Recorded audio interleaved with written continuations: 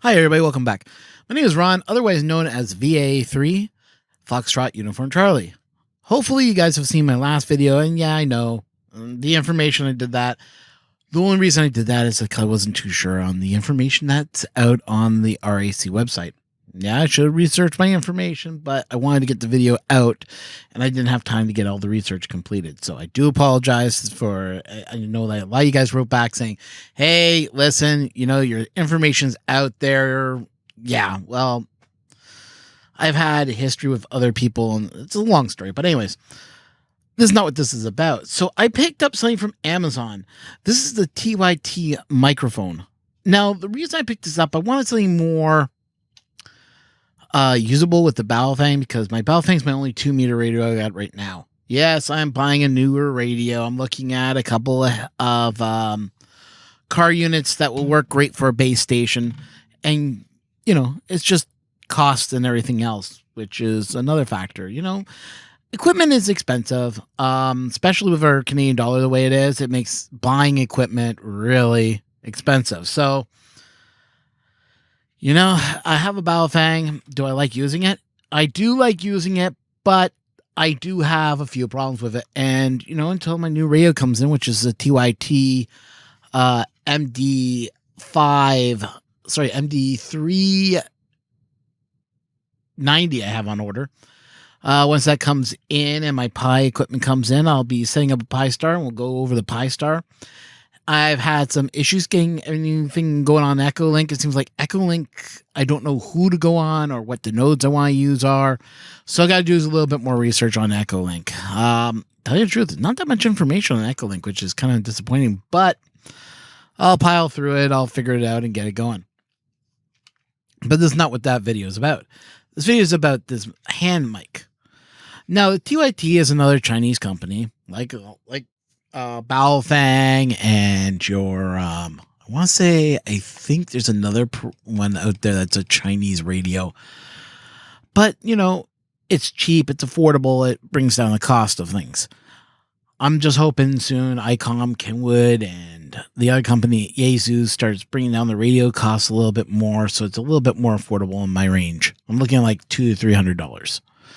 I don't think I'm asking for a lot, but I haven't seen a radio in that market that I've liked so far. So I'm going to give TYT a try. A lot of people raved about it for being a DMR radio. So I'm going to give it a shot.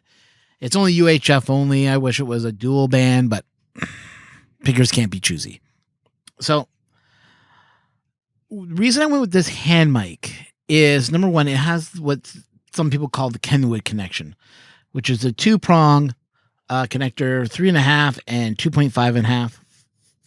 Yeah, I know these connectors because I'm used to this one, especially on the old phones. If you guys remember the old cell phones, the Blackberries, they used to use a small connector on some of their phones. So I know that size because I've dealt with them.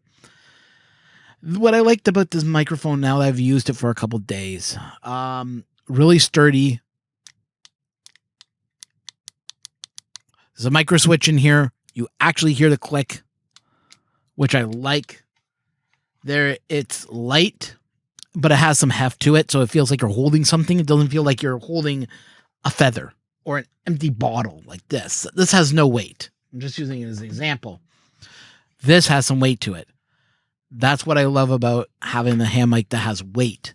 I've used my friend's one that he got, which is a third-party market. It feels so light. It's like I'm holding nothing. I was like, that doesn't feel like a real good microphone. This does. So anyways, way you're supposed to do it is you look on your Baofeng and you look for your area where you would also connect your programming cable, which I have on order also. So we're going to talk a little bit about programming too and using Chirp. And you plug your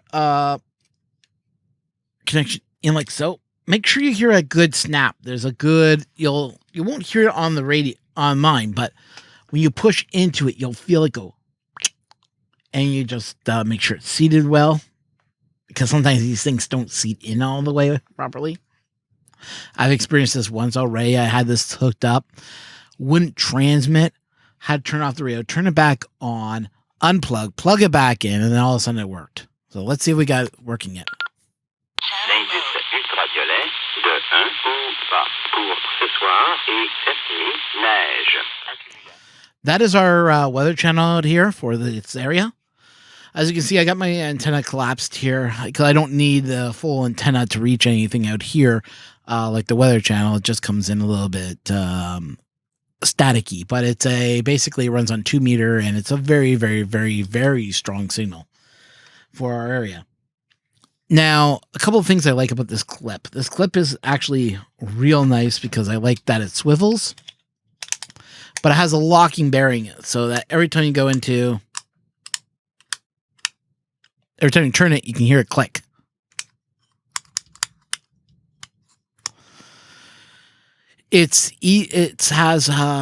Doesn't really have that much of an opening, which is kind of a little disappointing, but once it locks down, it's pretty good. The one thing I have about this is that it has this little bump up here. I don't know if you guys can see that well. I'm pointing to it.